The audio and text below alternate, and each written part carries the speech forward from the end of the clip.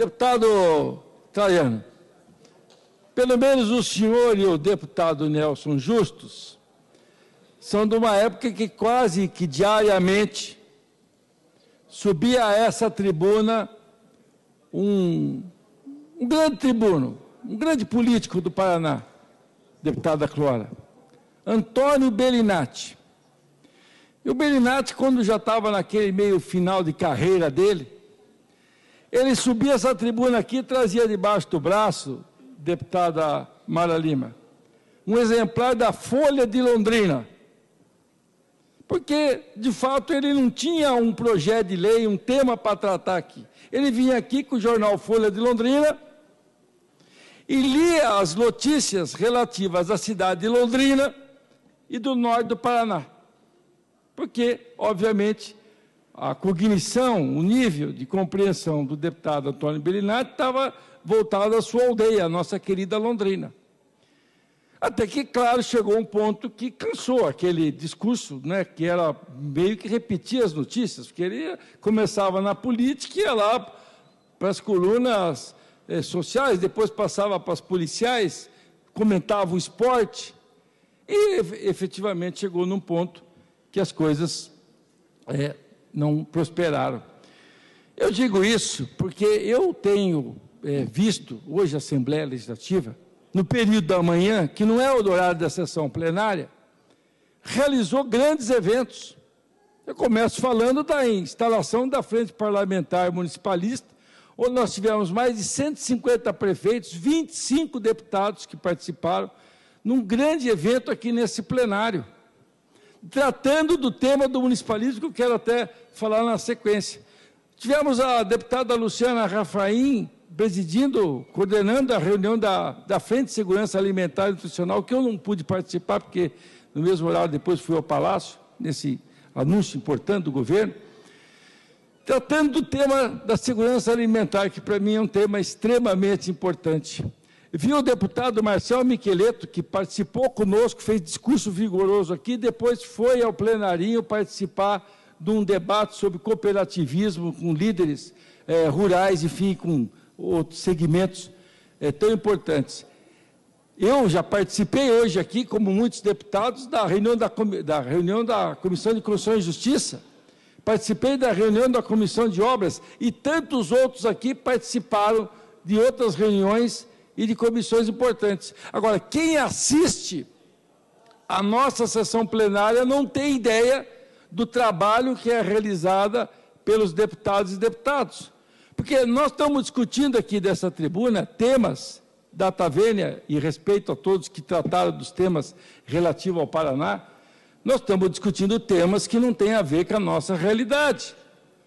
Obviamente, nós não temos como, não estou vendo aqui o deputado Tito, nós não temos, deputado Tito, como querer comparar o Estado do Paraná com o Rio de Janeiro, especialmente na área de segurança pública, o devido respeito. O processo histórico do Rio é completamente diferente do Paraná. Aqui nós temos uma efetividade das forças de segurança pública, um sistema de justiça, Ministério Público, Poder Judiciário. Nós não temos aqui, efetivamente, os problemas que tem o Rio de Janeiro, com milícias, pelo menos não no nível que se relata no Rio de Janeiro. Nossa realidade é completamente diferente, é incomparável isso. Desculpa, nós não temos como tratar, me desculpem essa crítica que faço, nós temos que tratar os temas relativos ao Estado do Paraná.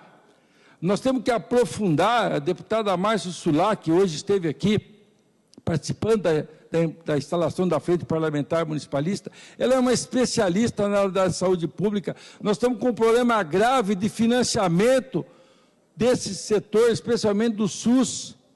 Nós estamos discutindo reforma tributária, tem um grupo de trabalho aqui, liderado pelo deputado Evandro Araújo, discutindo reforma tributária, que afeta diretamente a vida dos estados e dos municípios. Aliás, presidente Traiano, fazer um alerta. O presidente Paulo Zukoski, da Confederação Nacional dos Municípios, fez um alerta aqui importante hoje para a Assembleia Legislativa do Paraná, que em Brasília está sendo votada a reforma tributária. E o relator no Senado está insistindo em excluir os estados e legislar, mesmo que de forma residual, naqueles 25% do mecanismo que substitui o valor adicionado. Nós vamos perder completamente a nossa capacidade de promover desenvolvimento regional, de fazer com que o Estado tenha minimamente uma política tributária que possa tratar. É a hora, inclusive, da minha avaliação e na avaliação dele, de fazer com que as assembleias legislativas do Brasil se mobilizem, porque nós, com a reforma tributária, que está sendo discutida em Brasília, nós perderemos ainda mais prerrogativas e poder do que nós temos hoje.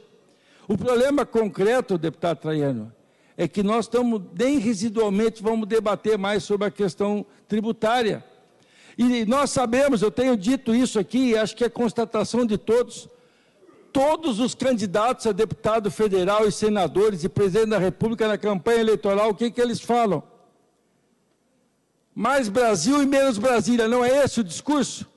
O que acontece na prática? Na prática, o cidadão toma posse em Brasília, ganha a carteira de deputado federal, muda completamente o discurso. O Brasil concentra a receita em Brasília desde a época do Império. As pessoas vivem nos municípios, nas cidades, e o dinheiro está em Brasília. Entra governo de direita, entra governo de esquerda, e o dinheiro está concentrado em Brasília, não descentraliza.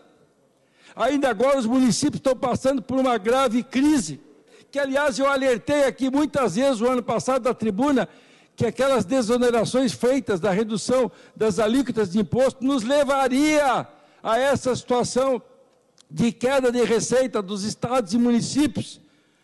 Por quê? Porque se fez cortesia com o chapéu alheio, se transfere responsabilidades aos municípios e aos estados sem que se faça a transferência dos recursos, aos estados sem que se faça a transferência dos recursos.